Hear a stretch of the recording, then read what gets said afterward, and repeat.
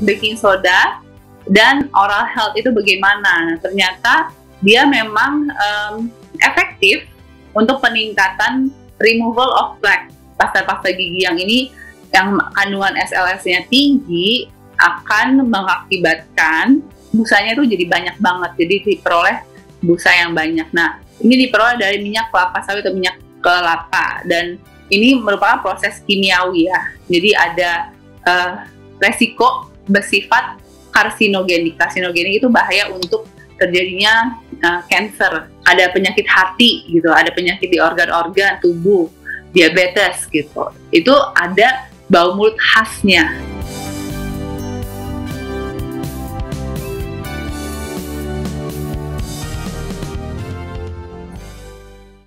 Beredar di grup WhatsApp bapak-bapak dan ibu-ibu bahwa kalau gigi berlubang ternyata sudah ada ulat di dalamnya. Ini mitos atau fakta? Kita akan ungkapkan hanya di Total Health.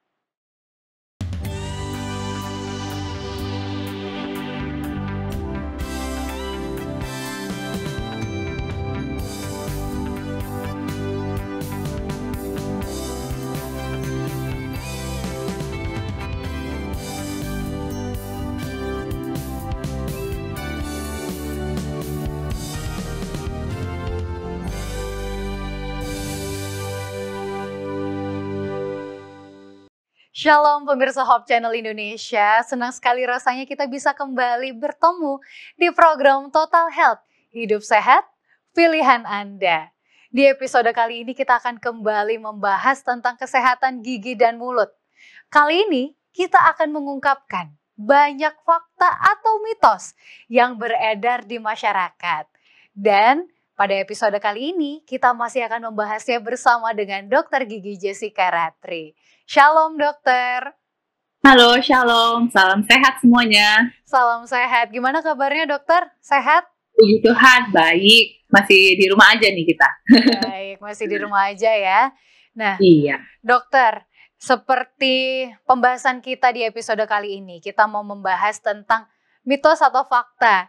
Karena banyak sekali pernyataan-pernyataan yang tersebar luas di masyarakat, apalagi melalui broadcast message, atau melalui postingan-postingan di sosial media yang cukup meresahkan gitu, apalagi ini terkait kesehatan gigi dan mulut. Oke, jadi banyak yang ini hoax bukan ya, atau mitos atau fakta seperti itu ya. Banyak sekali. Dokter, sebelum kita masuk nih ke pernyataan-pernyataan mitos atau fakta, kita mau dengar dulu dong dok, satu fakta yang menarik tentang kesehatan gigi dan mulut di kehidupan kita sekarang di Indonesia. Jadi di Indonesia, saya sudah pernah kasih datanya juga, tetapi memang tingkat gigi bolong ya atau karies gigi itu sangat tinggi ternyata. Jadi hampir mungkin di setiap grup usia, misalkan anak-anak 5-6 tahun, itu sudah ada 93% populasi yang giginya berlubang. Sampai pada usia produktif, misalkan 35-44 tahun, itu sudah 92% yang sudah terdeteksi giginya ada lubang. Sampai usia 65 tahun ke atas pun, usia lansia ya, di Indonesia ini 95%-nya penduduk kita sayangnya giginya sudah berlubang semua. Ini dari riset kesehatan di 2018 ya, dan saya rasa di tahun ini kurang lebih ya, seperti itu kondisinya, karena mungkin kepedulian masyarakat terhadap kesehatan gigi dan mulut masih kurang ya. Jadi seperti dianggap sepele, tetapi kalau sudah sakit, waduh, kacau semuanya hari itu ya. Kehidupan tidak bisa berjalan. Betul sekali, dan ini kita udah bahas di episode kesehatan gigi dan mulut. Banyak sekali masalah-masalah yang bisa terjadi. Dan kalau kita lihat di data yang tadi dokter kasih tahu itu, kalau kita ngumpul di suatu ruangan, setidaknya 3 dari 5 orang punya masalah kesehatan gigi dan mulut. Iya, sayang sekali ya. Bahkan mungkin pasien yang datang di klinik itu usia 3 tahun saja, balita, sudah ada lubangnya, Gap. Jadi pemirsa sekalian harus tetap menjaga ya kesehatan gigi dan mulut kita. Baik, terima kasih Dok sudah membuka segmen ini dengan sebuah fakta yang seharusnya membukakan mata kita. Oh, jangan-jangan saya nih salah satu di antara 65% tadi, atau saya satu di antara 95% tadi yang memiliki masalah tersebut. Sekarang kita mau masuk ke pernyataan pertama, mitos atau fakta. Dok, mitos atau fakta, saat gigi sudah sangat sakit dan berlubang, berarti ada ulat di dalam giginya. Nah, ini dia, mungkin sering sekali jadi gosip ya di luar sana, atau tadi Gaby bilang di grup bapak-bapak ya, di WhatsApp grup. Nah, saat gigi sudah sangat sakit, berlubang tuh, orang tua bilang nanti ada lubangnya loh di dalam gigi. Nah, ternyata begini penjelasannya. Boleh kita lihat di slide ini ada gambar gigi yang sehat ya. Di daerah email, ini yang paling tebal lapisannya, kemudian dentin, di dalamnya itu ada persyarafan. Nah, akar gigi kita ini isinya persyarafan. Jadi, bayangkan kalau sudah ditembus sama lubang, masuk ke persyarafan ini akan sangat sakit sekali giginya. Ini adalah gambaran gigi yang sudah terinfeksi. Ya, nah, sepertinya masyarakat kita atau orang-orang ini salah pengertiannya. Nah, seperti yang kita lihat pemirsa dan juga Gaby di studio, di sini ada pasien saya yang kita sudah rawat perawatan saluran akar namanya. Jadi sebelum kita ini hak gigi ya, sebelum kita memutuskan untuk cabut gigi itu, kita adakan yang namanya perawatan saluran akar atau syarafnya dimatikan. Nah, ketika saya ambil persyarafannya, ini adalah syaraf gigi. Dan kemungkinan besar atau sepertinya orang salah artikan dikira ini adalah ulat, ya kan?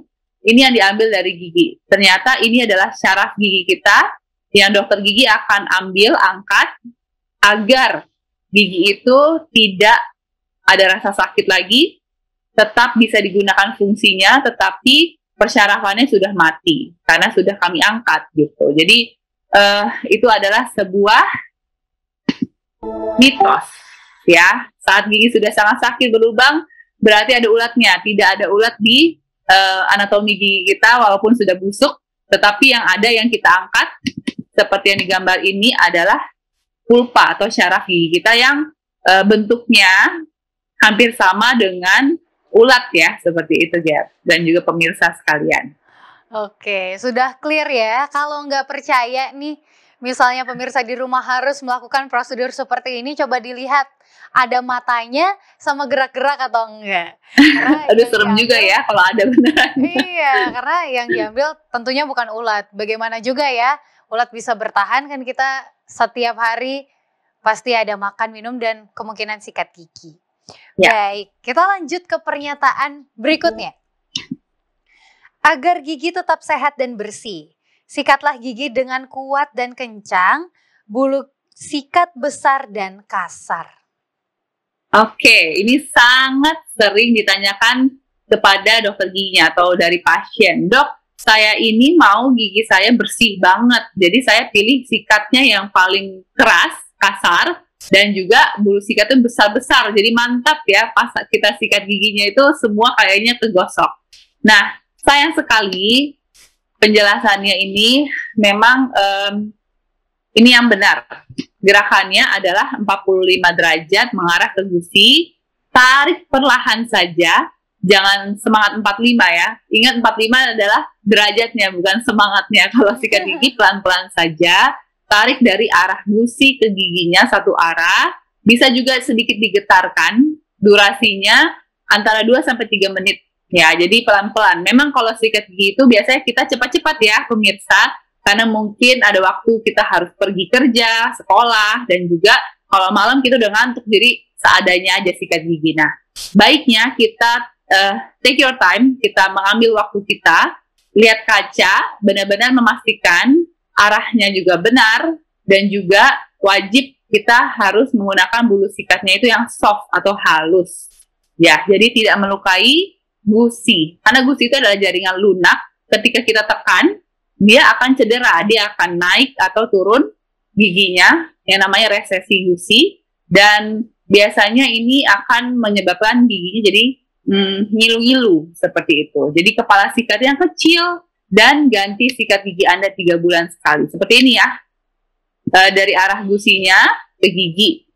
Nah, yang tadi saya bilang gusi akan cedera itu, gusinya jadi naik, menyebabkan bagian giginya terbuka, dan ini adalah bagian yang sangat ngilu kalau terbuka. Jadi ini adalah evolusi sikat gigi ya, dari zaman dulu kala hingga ada yang sekarang ada yang elektrik, ada yang bisa bergerak sendiri. Tapi yang manual pun atau elektrik, kalau boleh pakailah bulu sikat yang halus, kecil, soft ya.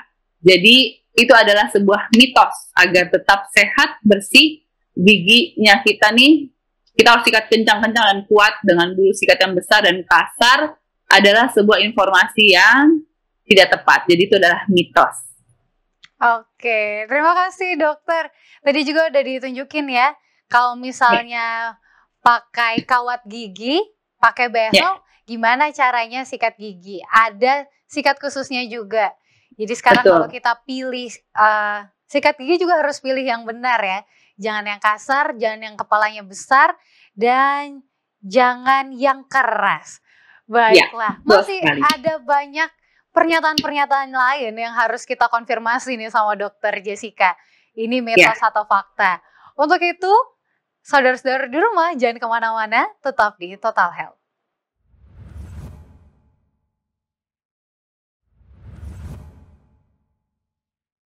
Kita kembali lagi di Total Health, masih membahas mitos atau fakta terkait dengan kesehatan gigi dan mulut bersama dengan Dr. Gigi Jessica Ratri. Sekarang ini kita akan membahas satu pernyataan lagi yang sepertinya cukup sering beredar di masyarakat, yaitu baking soda bisa menjadi alternatif untuk membersihkan plak gigi. Gimana dok? Ini mitos atau fakta? Ya, jadi baking soda itu ternyata memang bisa digunakan, Gap, dan juga pemirsa sekali. Ini saya karena lihat sering di aplikasi ya, banyak kayaknya yang mencoba. Nah, kita lihat research-nya. Di riset ternyata memang ada baking soda dan oral health itu bagaimana. Nah, ternyata dia memang efektif untuk peningkatan removal of plaque. Jadi mengurangi atau menghilangkan plaque dari gigi kita. Nah, di sini dikatakan di jurnal ini, memang baking soda itu aman dalam mulut dengan low abrasivity, terus pH-nya atau dia punya pH itu normal, neutral, dan bakterisida artinya juga bisa membunuh kuman. Dan salah satu efeknya ya yang viral ini katanya adalah tooth whitening, atau kita bisa menghilangkan stain. Stain itu adalah warna atau noda kecoklatan pada gigi kita. Jadi ini adalah si baking soda. Dan kalau kita bisa lihat juga, mungkin tidak ada di sini ya brandnya, tapi di luar negeri memang ada salah satu brand yang sudah memakai baking soda, salah satu kandungan dari odolnya. Jadi pasta giginya sudah mengandung baking soda. Jadi memang itu sebuah fakta bahwa baking soda juga bisa menjadi alternatif pembersihan plak gigi. Tetapi saya sarankan untuk pemirsa sekalian, memang lebih baik kita menggunakan pasta gigi yang sudah di pasaran ya. Jadi sudah lewat dari ada izinnya dan lebih aman untuk kita. Tetapi secara saintifik memang ternyata baking soda itu bisa. Tetapi lebih aman jika kita menggunakan yang sudah diproduksi oleh pabrik dan juga sudah ada izinnya, seperti itu ya. Jadi kalau mau pakai baking soda, jangan baking soda di cairkan ya, langsung terus di kumur-kumur, formulasi sendiri ya.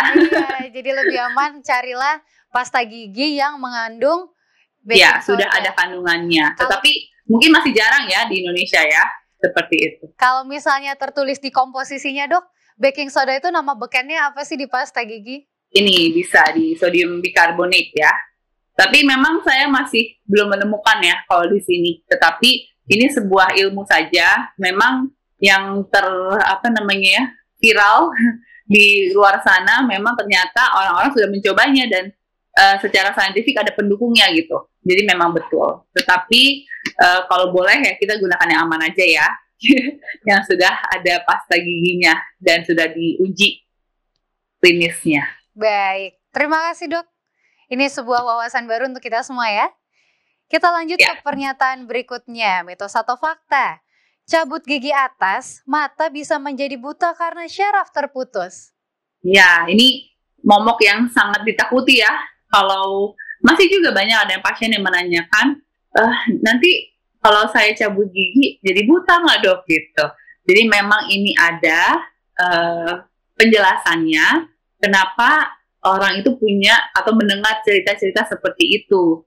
Jadi pemirsa sekalian, kita bahas dulu ya. Ini adalah syaraf kita. Kalau boleh dilihat di screen, syaraf mata dan juga rahang atas maksilari dan syaraf rahang bawah ini sangat berdekatan semuanya. Jadi ketiga cabang ini adalah syaraf trigeminal nerve nomor 5 ya. Jadi sangat-sangat berdekatan. Dan di sini di jurnal yang saya dapati dan kita baca bersama-sama di sini memang ada sedikit hubungannya antara pencabutan gigi, yaitu dari kalau kita cabut gigi itu kan ada biusnya ya, kita pakai anestesi atau bius. Nah, biasanya dia bisa meningkatkan tekanan darah dan akan adanya terjadi ini, anestesinya bisa masuk ke dalam saluran di sekitar mata kita, seperti itu. Nah, ini akan menyebabkan adanya temporary blindness atau kebutaan tapi temporary. Tadi ini adalah salah satu komplikasinya ya. Kalau memang terjadi komplikasi, tetapi sebenarnya tidak semua pencabutan gigi akan terjadi seperti ini, blindness gitu ya. Setelah dental treatment atau pencabutan gigi. Ini biasanya karena sudah ada abses sebelumnya dan juga adanya komplikasi yang terjadi ketika pencabutan. Biasanya itu adalah terjadi temporary saja. Di sini kita lihat adanya, biasanya pasien itu merasa kayak samar-samar gitu penglihatannya, tetapi nanti kembali lagi. Nah, ini sangat jarang terjadi ya pemirsa, tetapi ini harus kita ketahui bahwa tidak serta-merta cabut gigi itu langsung menjadi buta gitu. Jadi itu sebuah statement yang hoax, jadi atau mitos ya. Nah, penjelasannya tadi adalah temporary dan itu sangat-sangat jarang terjadi. Mungkin orang pernah dengar ya seperti itu, kok penglihatannya jadi buram. Nah, takutnya jadi buta kan.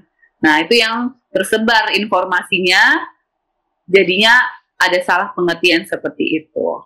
Oke, Cap, dan juga pemirsa sekalian. Terima kasih dok, ini menarik nih, karena tidak sedikit orang yang tahu bahwa gigi kita tuh berhubungan dengan banyak saraf. Nanti aku ada pertanyaan-pertanyaan lanjutan nih untuk dokter sehubungan syaraf yang kira-kira bisa terganggu kalau kita entah gigi kita berlubang atau gigi kita dicabut. Tapi kita lanjut dulu ke pernyataan berikut ini. Patokan sikat gigi sampai keluar busa yang banyak. Mitos atau fakta, dok? Baik, kalau Gaby sikat gigi atau pemirsa di sini sampai puas kalau dia udah rasanya segar atau gimana ya? Jadi karena saya survei ke pasien-pasien rasanya memang pada suka pasta gigi yang banyak busanya, gitu. Katanya kalau busanya sedikit tuh rasanya kurang mantep, kurang segar jadinya. Nah, di sini jawabannya adalah memang di pasta gigi yang berbusa banyak itu ada kandungan SLS atau sodium lauryl sulfate. Nah, salah satu kandungannya. Jadi Bapak Ibu pemirsa sekalian, kalau beli pasta gigi di pasaran, boleh luangkan waktu juga untuk melihat ingredients atau kandungannya. Itu sangat baik juga. Jadi bukan pilih yang lagi diskon ya. Kalau lagi diskon kita ambil aja, tapi baiknya memang kita lihat apa sih kandungannya. Nah, biasanya nih ada kalsium, karbonat, fosfat, silika, santan, gam itu pemanis ya. Fluoride itu sangat penting, xylitol juga pemanis, dan salah satu adalah foaming agent atau sodium lauryl sulfate. Nah, di sini biasanya nih pasta-pasta gigi yang ini yang kandungan SLS-nya tinggi akan mengakibatkan adanya busanya tuh jadi banyak banget, jadi diperoleh busa yang banyak. Nah, ini diperoleh dari minyak kelapa sawit atau minyak kelapa, dan ini merupakan proses kimiawi ya. Jadi ada resiko bersifat karsinogenik. Karsinogenik itu bahaya untuk terjadinya cancer gitu, cancerous. Jadi keganasan. Nah, ini sebuah penjelasan saintifik atau teori yang mungkin bisa kita juga pertimbangkan kalau kita mau beli pasta gigi itu, pasta gigi yang ada kandungan apa, SLS-nya tinggi atau enggak. Nah, salah satunya juga dia bisa menimbulkan ulcer atau sariawan bahasa awamnya ya. Salah satunya adalah sariawan. Jadi kalau sodium lauryl sulfate-nya tinggi, biasanya itu lebih dari 5% ya. Jadi kok saya tuh sering banget sariawan, berganti-ganti dari sini ke situ. Nah, itu boleh ditelusuri tuh pasta giginya pakainya kandungannya apa. Mungkin salah satunya penyebabnya adalah itu, karena pasta gigi kita mengandung SLS yang tinggi. Seperti itu ya. Jadi memang ini adalah mitos. Jadi patokan sikat gigi kita sampai keluar busa yang banyak, bukan itu sebenarnya, tetapi adalah efektivitas gerakannya, atau yang seperti tadi saya bisa katakan, kita harus lihat kaca, make sure, pastikan benar-benar tidak ada sisa makanan yang tertinggal, seperti itu. Oke, terima kasih dok. Kalau tadi dokter nanya, Gibi pakai apa pasta giginya, banyak busa atau enggak? Saya prefer sebenarnya nggak terlalu banyak busa.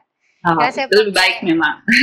Tapi kadang-kadang orang jadi kurang suka karena ya seperti itu, nggak mantap rasanya. Puas, ya. Iya, karena kebetulan pasta gigi yang saya pakai untuk gigi sensitif itu biasanya nggak banyak busanya.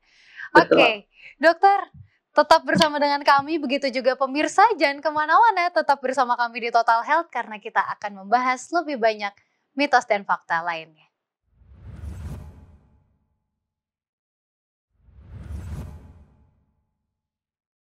Kita kembali lagi di Total Health, masih membahas tentang pernyataan-pernyataan yang harus diklarifikasi, ini mitos atau fakta. Masih terkait dengan kesehatan gigi dan mulut bersama dengan Dokter Gigi Jessica Ratri. Dok, kita lanjut nih. Sekarang kan banyak orang yang udah post COVID ya, atau kalau yang belum pernah kena COVID, jangan sampai kena COVID.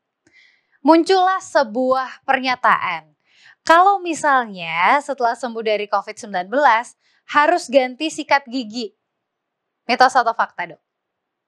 Oke, jadi pernyataannya ini sangat relevan dengan kondisi kita saat ini ya. Benar-benar banyak sekali yang sudah sembuh, puji Tuhan, dari COVID-19. Dan kalau belum juga ya, mudah-mudahan dengan perlindungan Tuhan kita tidak kena. Nah, di sini benar fakta atau mitos ya, atau mitos atau fakta. Kalau kita sudah kena atau terinfeksi SARS-CoV-2 ini, apakah sebaiknya kita ganti sikat gigi kita? Kan sayang dok, masih baru nih, saya baru beli, mahal lagi misalkan, dan ini yang limited edition. Nah, itu susah tuh. Tetapi memang kita harus lihat dulu nih transmisinya di SARS-CoV-2 seperti yang dilihat di layar.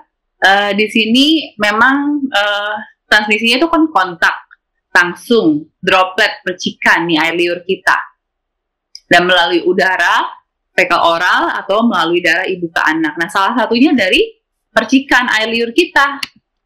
Jadi kita tahu sikat gigi itu pasti ada kandungan ataupun sudah ada lah ya air liur kita di situ, sisa-sisanya. Nah, di sini sebaiknya anjurannya adalah memang virus itu bisa menempel pada benda-benda. Nah, kita tidak tahu kan, kita tidak bisa pastikan apakah dia sudah steril benar-benar atau enggak, karena kita juga tidak masukkan pasta gigi atau sikat gigi kita itu di misalkan UV sterilization gitu, enggak kan. Tapi ya kita pastikan saja agar lebih aman, sebaiknya memang diganti. Dikatakan anjurannya bukan kita saja yang social distancing nih pemirsa, tetapi kalau misalkan di rumah kita tinggal ada keluarga kita, ayah, ibu, anak-anak, ataupun ada kakek nenek di situ, kalau boleh sikat gigi kita mempunyai tempatnya masing-masing dan di cover.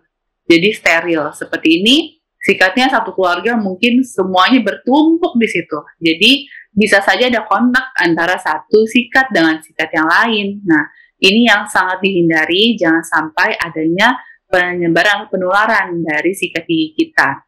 Kemudian sebelum kita sikat gigi, baiknya kita cuci tangan dulu supaya bersih. Dan apalagi kalau mau flossing ya, kalau pakai benang gigi kan kita masukkan tangan di dalam mulut. Kemudian kita harus desinfektan juga handle-nya. Pasta sikat gigi itu kan handle-nya kita pegang-pegang selalu. Kalau boleh dibersihkan dan jangan sampai kita tidak bersih ya. Toothpaste itu selalu ditutup atau odol itu selalu ditutup supaya tidak terkontaminasi.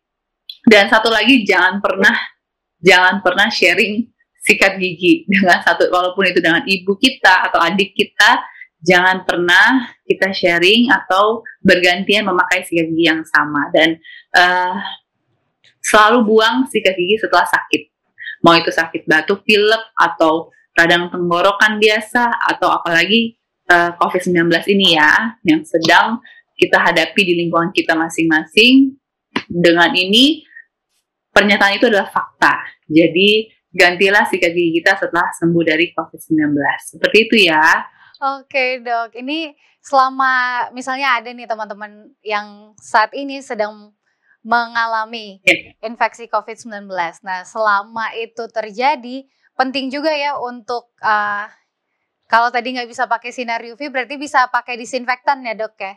Bisa pakai ya, di gagangnya terutama ya. Kalau misalkan gitu, air mengalir dibersihkan aja sih, seperti itu. Tapi ya, kalau boleh tetap jaga kebersihan gigi dan mulut, karena di reservoir virusnya juga bisa di air liur kita, kan? Jadi obat kumur yang biasa tuh povidone iodine juga itu bagus untuk pencegahan atau mematikan virus SARS-CoV-2 ini. Oke, terima kasih dok. Ini ada 4 pernyataan. Singkat-singkat aja dokter, boleh bahas mitos atau faktanya ya. Yang pertama, kalau sakit gigi lebih baik dicabut daripada ditambal, karena jika ditambal akan tetap sakit gigi. Gimana? Jadi statement ini sangat sering ya dok.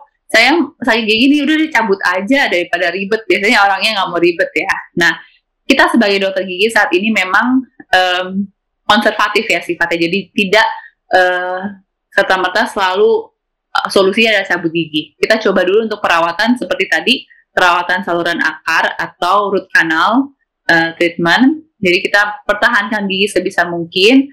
Kalau memang tidak bisa dirawat lagi, ya jalan terakhir adalah mencabut giginya. Jadi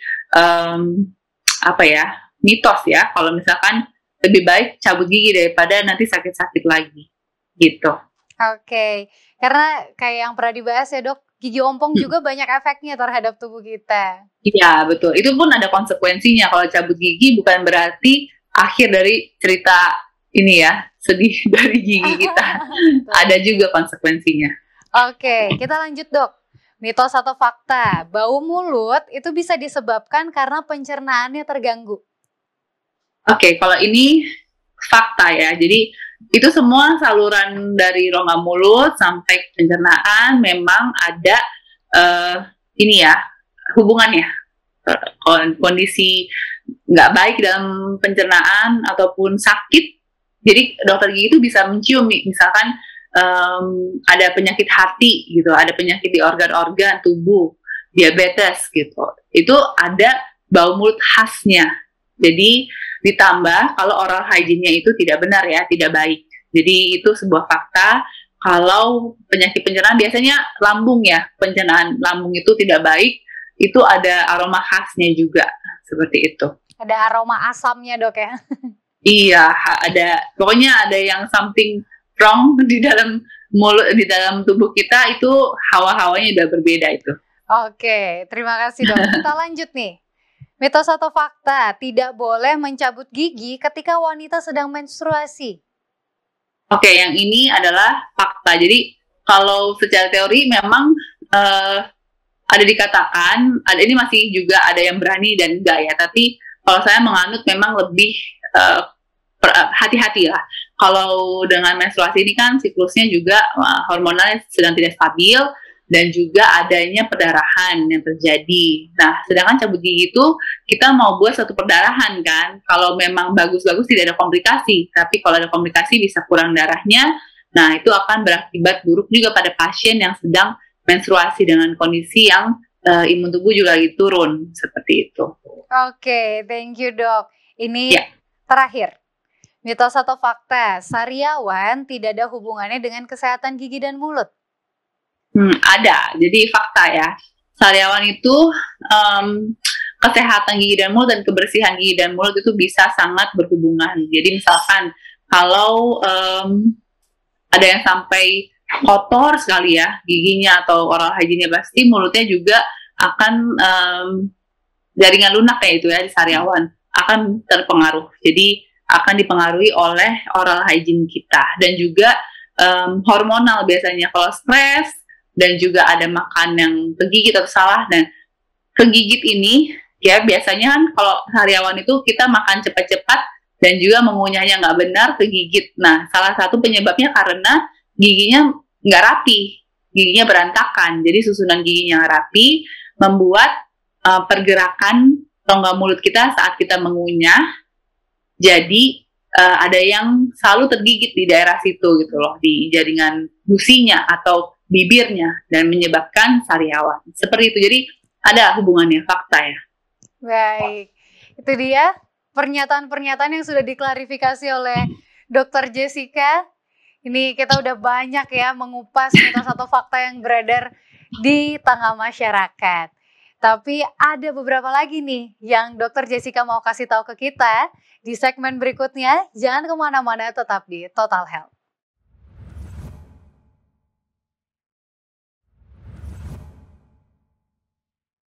Kita kembali lagi di Total Health, hidup sehat, pilihan Anda. Dan kali ini kita akan membahas 2 pertanyaan. Ini bukan pernyataan ya, tapi pertanyaan yang cukup tersebar luas juga di masyarakat. Banyak nih yang penasaran, termasuk saya. Pertanyaan pertama nih dok, ada nggak sih hubungannya gigi berlubang? Kan kita tahu nih di gigi kita, di mulut kita ini saraf-sarafnya berdekatan juga dengan saraf-saraf yang lain. Kalau gigi kita berlubang, ada nggak sih pengaruhnya ke organ-organ lain? Oke, jadi jawaban singkatnya adalah ada, pasti. Jadi yang pertama, gigi kita berlubang. Tadi yang kita lihat di gambar ya, di dalam gigi kita tuh ada syarafnya. Ada yang namanya ruang pulpa. Nah, persyarafan ini seperti saya boleh share di gambar di layar supaya pemirsa melihat. Di sini adalah syaraf gigi kita. Gigi dipersyarafi oleh syaraf maksilari dan mandibulari. Nah, masing-masing gigi ini jika berlubang, terjadilah infeksi di persyarafan dan nanti akhirnya akan merambat tuh sakitnya, menjalar, bisa juga sampai bengkak di daerah pipi, ya kan? Kemudian sampai pusing, sampai ke telinga juga bisa, karena ini sangat dekat. Jadi biasanya kalau sakit gigi yang sudah sangat-sangat pada saat akutnya, pada saat itu memang sakitnya tajam sekali, tapi lama-lama dibiarkan, lama-lama bisa menjadi bengkak gitu, bengkak ke pipi, bengkak ke gusi pertamanya, dan bisa juga mata menjadi ada gangguan. Jadi gangguan mata itu matanya seperti kayak apa ya? Karena bengkak di pipi itu mendorong ke area mata optalmik kita, akan terjadi gangguan dalam penglihatan. Itu dari persyarafan ya, Gap ya. Kalau misalkan gangguan di antara gigi dan pencernaan itu ada lagi. Kalau misalkan gigi kita ada infeksi bakteri, kemudian ada lubang gigi dan harus cabut, jadi kan kita kehilangan fungsinya. Tidak ada faktor pengunyahan yang baik, pencernaan juga akan terganggu. Nah, satu lagi, kalau biasanya nih orang dengan kondisi penyakit jantung bawaan, kalau kita punya sakit gigi, ada infeksi bakteri di gigi, di syaraf kita, dia bisa menjalar juga di aliran darah dan akan menginfeksi katup jantung kita, namanya endokarditis. Jadi sangat-sangat diperhatikan jika apalagi ada tahu ya ada bawaan jantung. Jadi ini sangat diperhatikan kondisi kesehatan gigi dan mulut kita, karena berefek kemana-mana ke dalam organ tubuh kita, seperti itu. Oke, thank you dok. Ini kembali ya, fakta-fakta seperti ini tuh harusnya membuat kita semakin sadar kesehatan gigi dan mulut itu bukan sesuatu yang bisa disepelekan. Iya, betul sekali. Ada pertanyaan berikutnya nih dok, mengenai permen karet. Permen karet ini kabarnya bisa mengganggu kesehatan gigi. Ini mitos atau fakta atau bagaimana penjelasannya dok? Oke, jadi sebenarnya ada dua ya. Kenapa dia bisa mengganggu kesehatan gigi, kenapa dia bisa menjadi benefit atau menguntungkan bagi kesehatan gigi. Kalau kita makan permen karet, kita chewing gum gitu, air liur kita kan terangsang untuk tercipta atau terproduksi. Nah, dengan banyak air liur sebenarnya itu bisa mengurangi adanya plak gigi atau itu adalah pembersih atau membersihkan self cleansing dari rongga mulut kita dengan adanya air liur, produksi air liur yang banyak yang disebabkan karena kita terus mengunyah, ya kan? Kita terus mengunyah permen karet itu. Jadi itu adalah hal yang baik dari permen karet yang bisa kita ambil. Tetapi mungkin pemirsa sekalian juga lihat kalau anak-anak di toko permen gitu, permen karet ini kan ada pewarnanya ya, ada warna-warninya, menarik, dan ada rasa-rasanya, flavornya, dan salah satunya manis dari gula. Nah, hal yang bisa merusak dari permen karet ini adalah gulanya. Jadi biasanya ada yang xylitol itu lebih aman untuk pemanis yang kita pakai untuk permen karet. Kenapa? Karena lebih aman untuk kesehatan gigi dan mulut, seperti itu. Jadi mungkin antara dua ya, mitos atau fakta. Kalau seperti faktanya dia bisa memang beneficial atau bisa memberikan keuntungan karena adanya produksi air liur yang bisa menjaga kesehatan gigi dan mulut kita. Tetapi kalau tidak baiknya adalah karena gula yang tinggi. Jadi mungkin kita harus pilih-pilih ya permen karetnya yang seperti apa. Kita cek dulu kandungan gulanya dan juga lebih baik itu yang xylitol, seperti itu. Baik, terima kasih dokter. Wah, ini udah banyak sekali ya pernyataan dan pertanyaan yang kita udah kupas bersama dengan dokter gigi Jessica. Ini seharusnya kalau saya pribadi nih, wawasan saya bertambah dan semakin ingin menjaga kesehatan gigi dan mulut. Jangan sampai sakit gigi karena nggak enak banget rasanya sakit gigi. Betul sekali. Boleh kasih pesan-pesan atau kesimpulan untuk pemirsa di rumah? Oke, kesimpulannya yang bisa kita bawa pulang di hari ini, pastikan setiap pelajaran kalau bisa kita bawa suatu pesan untuk kita jalani atau aplikasikan di kehidupan kita masing-masing. Dengan banyaknya mitos atau fakta tadi yang sudah kita pelajari, jadi jangan ragu, jangan pernah khawatir lagi ada ulat di dalam giginya, atau nih jangan-jangan nanti ada yang jadi parah atau buta kalau saya cabut gigi. Nah, hal-hal itu boleh kalau misalkan saudara atau pemirsa mendapatkan informasi, boleh ditanyakan ke dokter giginya.